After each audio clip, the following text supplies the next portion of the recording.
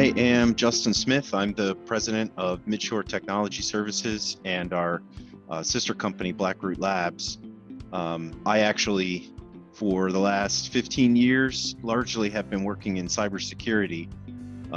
I've worked as a contractor and consultant for the federal government and state and local, and then private companies. And through a lot of that work, I was asked to do various things and ended up partnering up with a few larger consulting firms and starting my own company, which was Midshore Technology. In the beginning, we really only did consulting work, and that really very quickly transitioned over to MSP work. But also, interestingly enough, we were largely a cybersecurity consultancy at first, and we found that a lot of customers needed good help, in standard IT as well. So that's a little bit about myself and how we got started.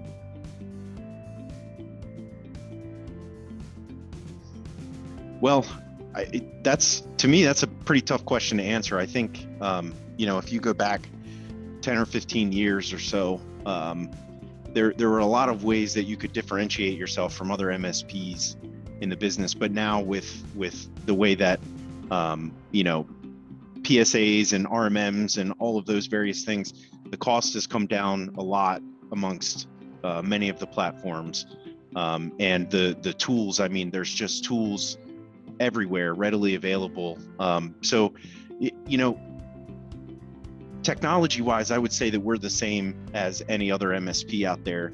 But where we really focus in is, we probably have more staff than we need often, more often than not, I would say. But that gives us a lot of time to make sure that our techs and our engineers and even our administrative staff are just locked on to where they need to be.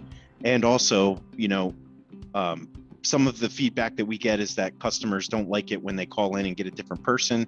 So we will, to the best of our ability, dedicate out techs and engineers to specific sets of customers. We really believe that we stand out on the customer service side, whereas any MSP could go to PAX 8 or OIT and offer out pretty standard services across the board in the industry.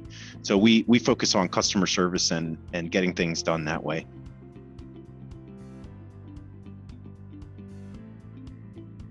Not long. I think since about January is when we really started talking to you guys. It's revolutionized our business in a couple of ways. But 4 or 5 solid, maybe 6 solid months of being partnered with OIT and going out and finding, new doors to get into customers where we didn't previously have a footprint.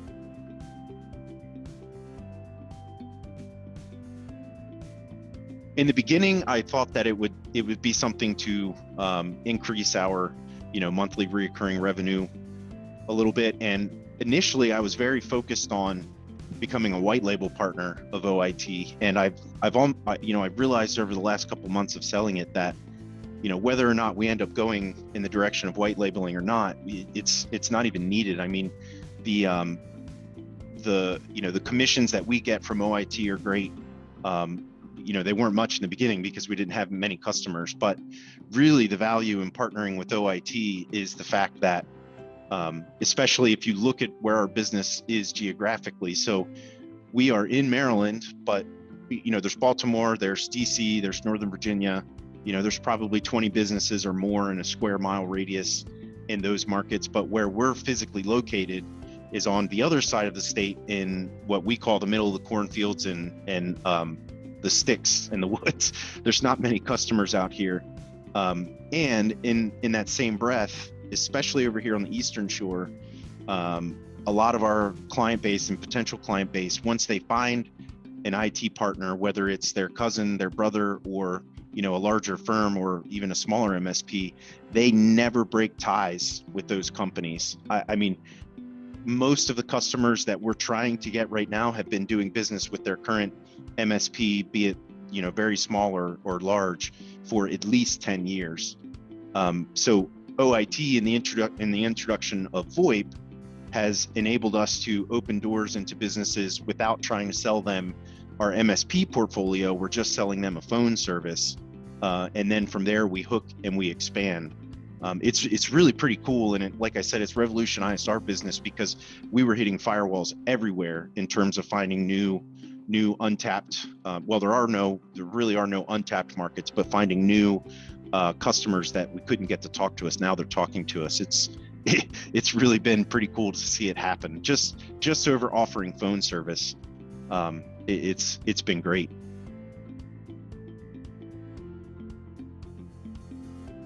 No, not at all. And I may go off a little bit off of the question here, but I'll give you a good example. Is that a lot of MSP firms in our area specifically, and I'm talking about like the super rural, very hard to find new clients. If you go and look at all of our competition, they all offer VoIP service.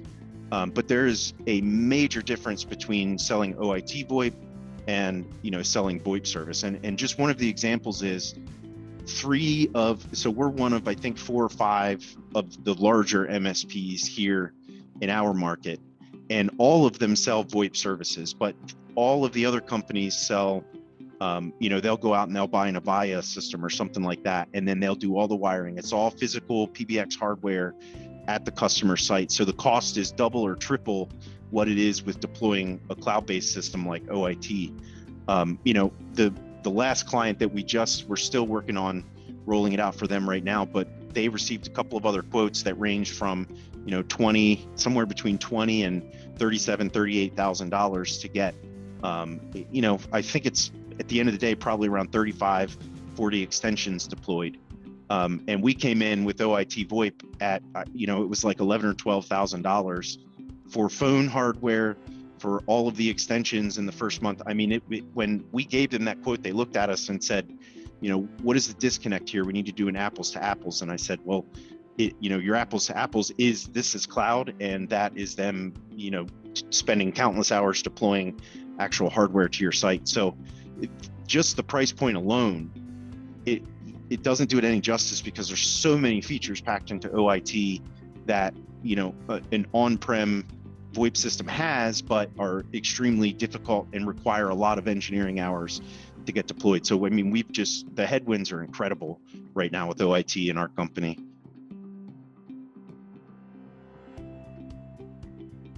Yeah, I would definitely start by talking to OIT. There are other companies out there like OIT, and I think we probably talked to just about all of them. There were a few things that really stood out with OIT that pushed us in this direction. One, we were desperately searching to get our customers away from Comcast and Verizon, and some of the other providers. When we looked at their system, the systems were largely the same in terms of cloud. OIT's price point came in a little bit better, but largely it's the support that OIT provides. I mean, I can send an email and within a few minutes, I have a response from someone. And because of our service model and focusing on customer service first, and everything else comes after that, we need that almost instant response, even if it's just saying, okay, we're looking at it. That allows us to get a ticket from a customer, and within 15 minutes, we have a response to the customer that it's being worked on, if it's handled by OIT and not us. So I would definitely, if you're just looking to get into the VoIP market, certainly, do your research, but OIT is going to be the place that a lot of companies like us go.